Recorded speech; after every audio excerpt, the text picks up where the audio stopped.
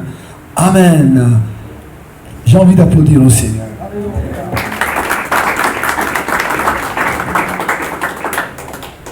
Mon fils, j'ai parlé avec lui l'autre jour et il m'a dit, on a parlé ensemble, j'ai dit, tu sais, ça serait bien que tu dises l'histoire de Joseph.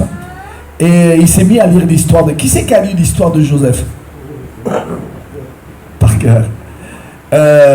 C'est une histoire formidable. Si vous ne l'avez pas lu, essayez de la lire. Et mon fils, il n'avait pas lu, il s'est mis à la lire. Waouh, ça lui a fait un bien énorme, hein, parce que ça lui parle un peu à lui. Hein. Il va en prison, il fait ceci, wow, et il s'est fait beaucoup de bien. Et là, je vais lui dire, je ne sais pas, cet après-midi ou demain, qu'il puisse lire Esther. Hein. Qui c'est qui a lu l'histoire d'Esther, la reine Esther? C'est une belle histoire, hein? Amen. On va lire des histoires comme ça. Amen. Gloire au Seigneur. Alléluia. N'oubliez pas votre participation, n'oubliez pas votre dîme. On va lire dans les psaumes premiers. Et psaume premier. Qui c'est qui est joyeux? Qui c'est qui est malheureux? On va prier pour lui et pour elle. Seigneur, bénis notre amie qui est malheureuse. Accorde-lui ta grâce. Bénis-la, Seigneur. Bénis-la, Seigneur. Mon Dieu, Seigneur, qu'elle puisse te rencontrer. Qu'elle puisse se faire violence. Bénis notre sœur. Bénis-la au nom de Jésus. Amen. Qui c'est qui a des projets dans son cœur? De grandir dans le Seigneur. Ah, je voulais le dire parce que c'est important. Qui c'est qui a jeûné? Parce que c'était promis de jeûner. Ah, très bien. On est nombreux d'avoir jeûné. Les psaumes, chapitre 1er, verset 1er, je vais chercher, ne vous inquiétez pas. Voilà. Qui c'est qui a jeûné? Amen. Gloire à Dieu, il est bon de jeûner. Chapitre 1er, verset 1er de les psaumes. Voici ce qui est écrit dans la parole de Dieu. La parole de Dieu. Heureux l'homme qui ne marche pas selon les conseils des méchants, qui ne s'arrête pas sur la voie des pécheurs, mais qui trouve son plaisir, mais qui ne s'assit pas en compagnie de moqueurs, mais qui trouve son plaisir dans la loi de l'Éternel, qu'il est planté, qu'il la médite jour et nuit, excusez-moi. Il est comme un arbre planté près d'un courant d'eau, qui donne son fruit en sa saison, dont les feuillages, ça c'est important, dont les feuillages ne frétillent point, tout ce qu'il fait lui réussit. Frères et sœurs et amis, le paresseux, il ne lui arrive rien. Le paresseux, il ne sème pas, il ne récolte pas. Le paresseux, il ne veut pas faire d'efforts. Il ne veut pas faire d'efforts. C'est vrai, qu'on se le dise, c'est vrai, chacun de nous, parce que la Bible l'enseigne, et si la Bible enseigne, on se tait, c'est vrai, ce que la Bible enseigne. Au milieu de nous, il n'y a pas seul injuste. Il ne dit pas même un seul. Nous sommes tous des pécheurs, rachetés, pardonnés, c'est vrai. Mais dans chacun domaine de notre vie, dans certains domaines de notre vie, il y a des efforts à faire. Qu'on se le dise. Il y a des efforts à faire. Moi, je peux peux vous pointer du doigt à vous tous. Vous dire, ne fumez pas. Vous êtes des gens qui fument. Parce que moi, j'ai jamais fumé de ma vie. Mais je peux vous juger sur la cigarette. Mais vous pouvez me juger sur autre chose. C'est-à-dire que de l'homme, il n'y a rien de parfait. Dans certains domaines, nous devons faire des efforts. J'aime bien cette pensée que j'ai donnée l'autre jour. Mets du sérieux dans ta vie. On ne va pas dire à l'autre, mets du sérieux dans ta vie. Mais je veux me dire à moi-même, je veux mettre du sérieux dans ma vie. Qu'est-ce qu'il y a dans ma vie? Il y a des choses qui ne sont pas bonnes. Peut-être ce n'est pas des péchés, mais elles ne sont pas bonnes. On doit faire des efforts. On est appelé à faire des efforts. Et je vous donne des exemples d'efforts. On est appelé à faire des efforts, c'est-à-dire, on est au lait spirituel, on doit aller à la nourriture solide. On doit aller. Il y en a marre de rester au lait spirituel. Nous voulons aller à la nourriture solide. Le paresseux, il ne plante pas. Le paresseux, il ne récolte pas. Mais nous ne voulons pas être les paresseux. Je suis passé près d'un champ d'un paresseux, mais quel problème et difficultés il y avait dans ce champ, parce qu'il était paresseux. Mais un chrétien n'est pas paresseux. Un chrétien est vaillant. Je mets les ailes, je mets les chaussures, les ailes de l'évangile. Un chrétien n'est pas paresseux. Alors, le chrétien, un chrétien qui veut planter sa vie au plus près de Dieu, c'est pas facile. Le chemin est serré et étroit. C'est pas facile de planter sa vie au plus près du Seigneur. C'est pas facile. Mais Dieu nous a jamais appelés au facile. Mets du sérieux dans ta vie. Mets du sérieux dans ta vie. Et tu sais, et Dieu le sait, tu sais, et Dieu le sait, qu'est-ce qu'il faut mettre comme sérieux dans ta vie. J'ai tendance à ne pas mettre la ceinture de sécurité. C'est rien, personne ne me voit, je suis à la voiture. Ma ceinture de sécurité, je ne la mets jamais. Mais non. Le code de la route nous dit de mettre la ceinture de sécurité. Et si les gendarmes nous arrêtent et nous enlèvent des points, je ne sais pas s'ils nous enlèvent des points, mais ils nous mettent une contravention. Un jour, il m'est arrivé d'aller faire un match de tennis avec mon frère Tony. Et j'avais l'habitude de mettre ma ceinture de sécurité. Oh, l'hiver, c'était bien de mettre sa ceinture de sécurité. Elle nous porte un peu de chaleur. Mais l'été, c'était difficile à mettre sa ceinture de sécurité. Mais il fallait continuer à la mettre. Il y a des choses qui nous plaisent qu'on veut mettre en pratique. Mais il y a des choses qui ne nous plaisent pas, que nous ne voulons pas mettre en pratique. Sois une bénédiction pour le frère. Sois une bénédiction pour la sœur. Soyons une bénédiction pour l'autre. Que notre caractère se brise à la croix. Je n'ai pas un bon caractère, mais mets de l'ordre dans ta vie. Alors cet arbre planté près d'un courant d'eau, ce n'est pas facile à planter sa vie au plus près du Seigneur. C'est pas facile. Oh, ne disons pas que c'est facile. C'est pas facile. Le chemin, Dieu l'a averti, que le chemin serait étroit et resserré, mais qui mène à la bénédiction. C'est pas facile de planter sa vie au plus près du Seigneur, c'est pas facile. Parce que frères et sœurs, planter sa vie auprès du Seigneur, quand le Seigneur il va revenir, on va le savoir. On est tellement près de lui qu'il va dire je reviens, mais tu vas entendre. Tu es tellement loin de lui que quand le Seigneur va dire je reviens, mais tu ne vas pas l'entendre. Il viendra comme un voleur pour ceux qui ne plantent pas sa vie près du Seigneur, pour ceux qui ne vivent pas près du Seigneur. Et pourtant, ça descend. Près d'un courant d'eau, ça descend. Et je veux planter ma vie au plus près du Seigneur. Oh, il y a des petits dangers de gens ce que veut dire, mais que m'importe que ces gens ce qu'ils disent. Mais je veux planter ma vie en signe de bénédiction au plus près du Seigneur. Et le Seigneur nous dit, le Seigneur dit à un homme de Dieu, avance. Avance. On est appelé à avancer. Les gens qui nous connaissent le plus, c'est les gens où c'est qu'on habite. C'est eux qui nous connaissent le mieux. Un jour, une femme va venir sur le haut de l'estrade avec sa petite cuisinière, avec sa chaise, plein de choses, sa couverture, tout. Elle venait le mettre sur le haut de l'estrade. Et son mari, qui voyait cette scène, venir sa femme avec la couverture, le drap, petite cuisinière, là, monter sur l'estrade, il dit, mais qu'est-ce qu'elle fait? Il la regarde et lui dit, chérie, qu'est-ce que tu fais? Et la femme le regarde avec des yeux et des grands yeux. Il lui dit, je veux vivre avec toi sur le haut de l'estrade. Tu es comme ça, sur l'estrade. On pourrait dire, tu es comme ça à l'église. C'est à l'église qu'il faut avoir le bon témoignage. Mais c'est à l'extérieur de l'église aussi qu'il faut continuer à avoir le bon témoignage. Oh, pas l'autre, parce qu'en conduisant, tu ne glorifies pas le Seigneur. Les autres, peut-être en conduisant, ils glorifient le Seigneur. Mais toi, en conduisant, tu ne glorifies pas le Seigneur. Toi, tu dois faire des efforts dans ta conduite. Et les autres doivent faire des efforts en faisant la cuisine. Vous savez, quand on fait la cuisine, on se brûle. Moi, je fais très peu la cuisine. Mais les plus grands cuisiniers de France et du monde, c'est les hommes. Mais les femmes aussi font la cuisine. Mais à la cuisine, on se brûle et on dit des mots. Et attention de ne pas dire des gros mots.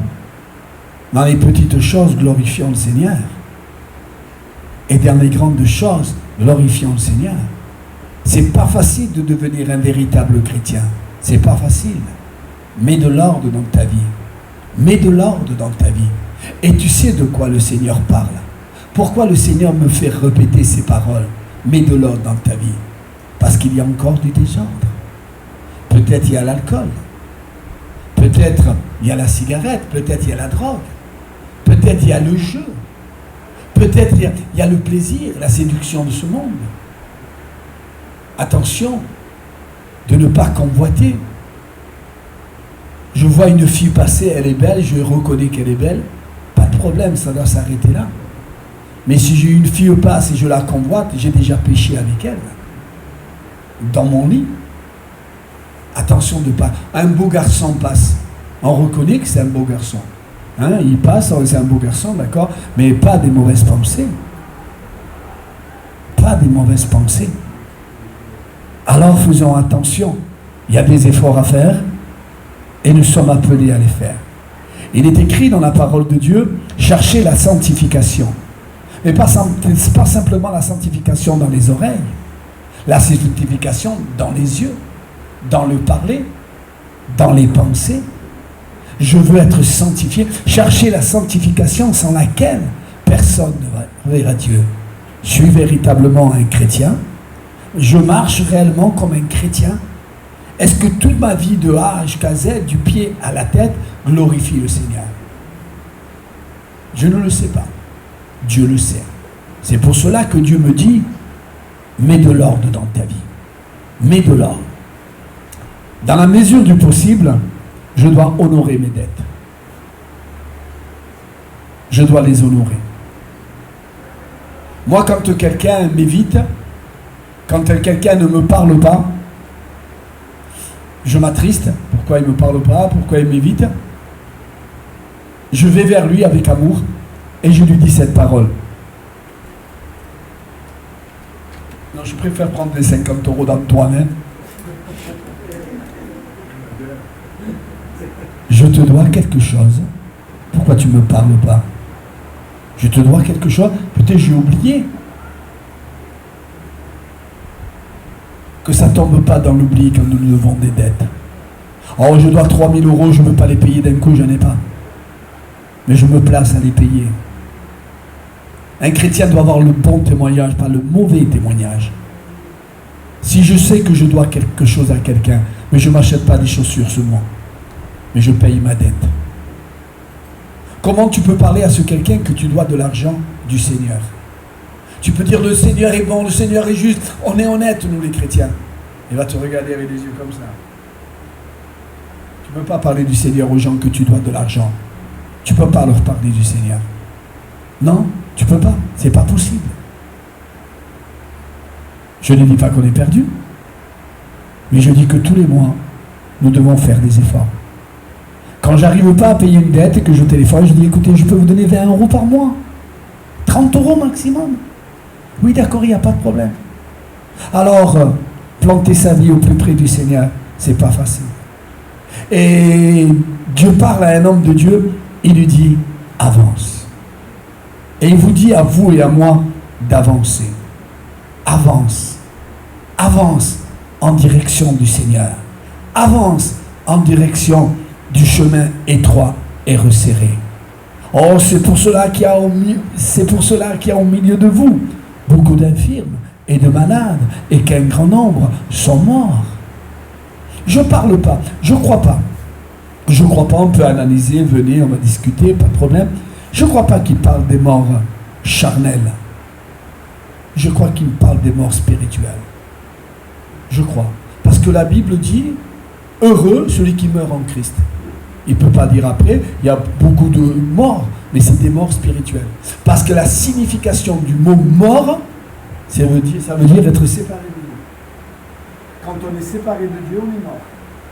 Mais Dieu va dire, pour ceux qui partent avec lui, heureux celui qui part avec moi.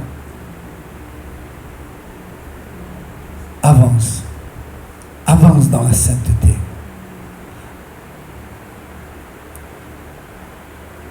Combien c'est difficile de ne pas jeter les papiers.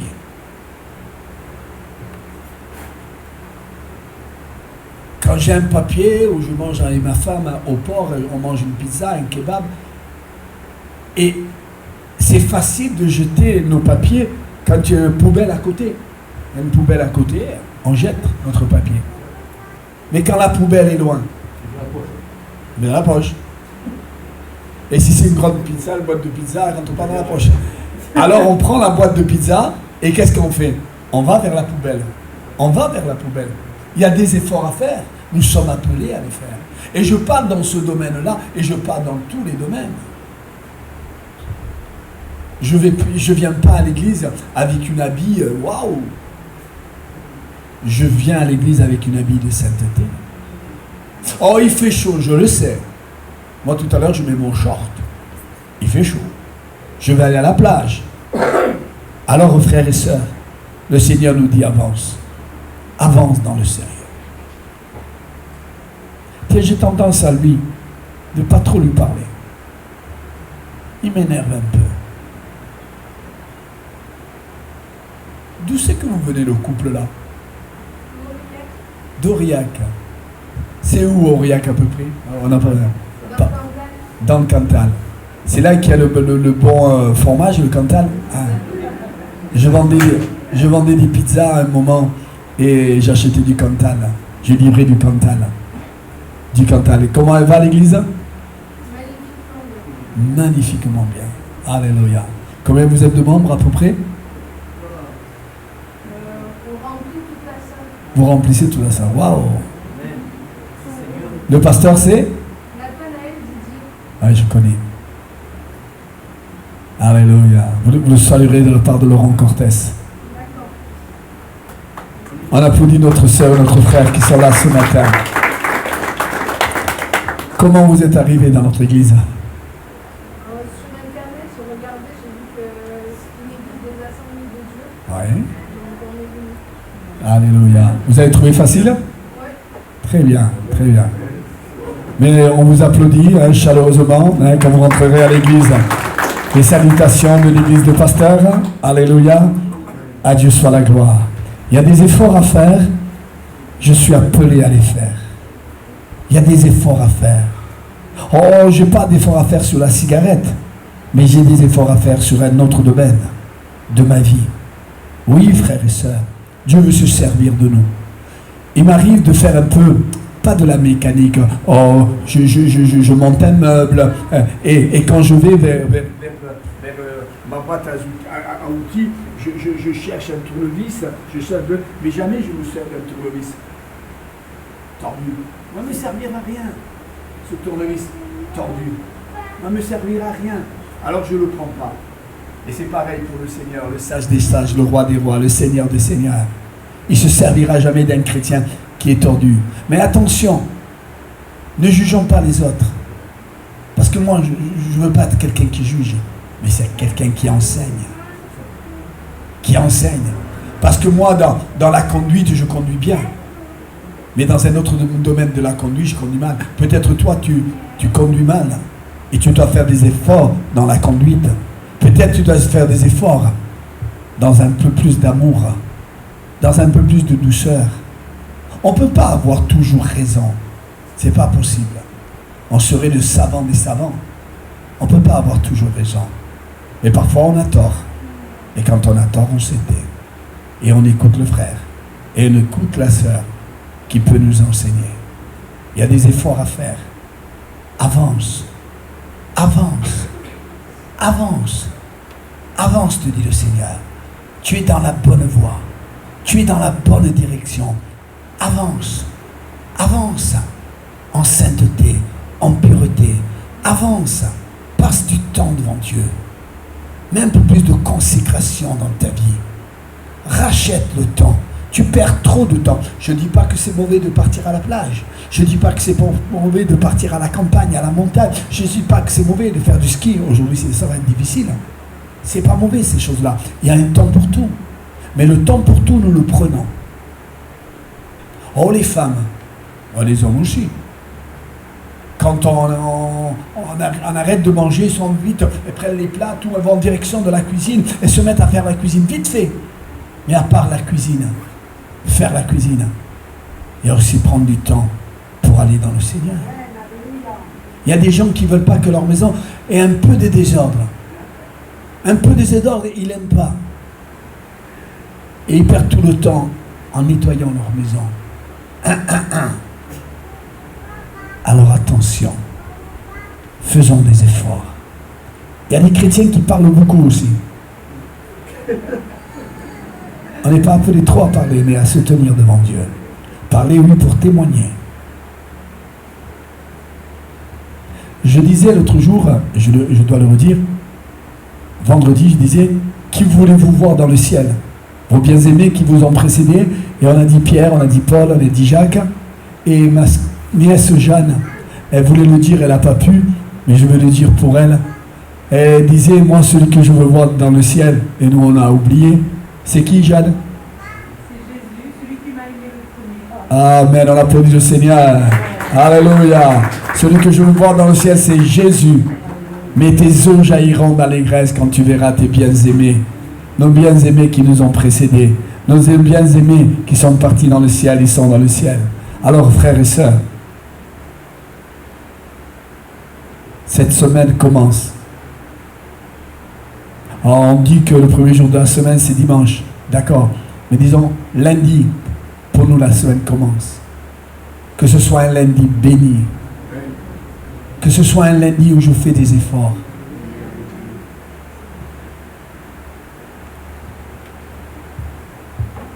J'ai un effort à faire. La caméra tout à l'heure, je reviens. Apprendre à saluer mon frère. Apprendre à dire bonjour à mon frère. Que Dieu te bénisse. Allez, saluez-vous un peu entre vous. Tu as peur de me saluer? Allez, saluez-vous un peu.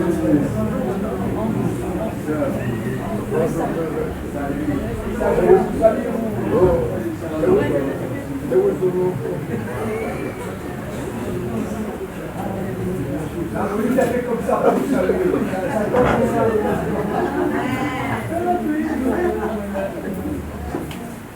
Allez, saluez-vous, c'est bon de se saluer. Il y a des efforts à faire, on va les faire. Alléluia. Vous savez une chose? Vous savez une chose? Parfois un bonjour, ça fortifie, ça relève. Tu vois, des fois on prie pour un frère, on ne savait pas qu'il était là, on a prié pour lui. On dit, oh, cette église, on prie pour nous.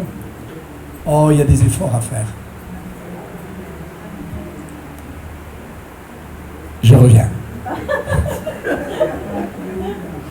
On prend le temps de passer du temps devant le Seigneur. Alléluia. Un homme m'a dit l'autre jour, ça fait quelques jours, et vous savez quand quelqu'un parle, il dit il faut écouter. Et cet homme disait, tu sais Laurent, la Bible enseigne, mais lui il a dit d'une façon que j'ai compris, et il m'a dit, tu sais Laurent, il est bon aussi de prier en langue, de parler en langue. Quand on a reçu ce don, faisons valoir ce don. Ne le mettons pas à la cave ni au grenier. Parlons en langue. Peut-être à l'église, non, on va voir, faut laisser prier les autres. Mais chez nous, il est bon de parler en langue. On dit des mystères, on dit des choses. Il est bon que le chrétien arrive encore à se consacrer. Si je ne me consacre pas, suis-je chrétien? Suis-je enfant de Dieu? Seigneur. Parler en langue, c'est parler à Dieu directement. Amen. Amen. Gloire au Seigneur. Mets du sérieux dans notre vie, Seigneur. Mets du sérieux, Seigneur. Dans l'église, dehors l'église. Mets du sérieux dans notre vie. Mets du sérieux, Seigneur. Je t'en prie, mets du sérieux, Seigneur. Mets du sérieux dans ma vie, Seigneur. Mets du sérieux dans ma vie, Seigneur. Mets du sérieux, que cette semaine qui est devant nous, Seigneur, ce soit une semaine de prière. Ce soit une semaine vraiment de consécration.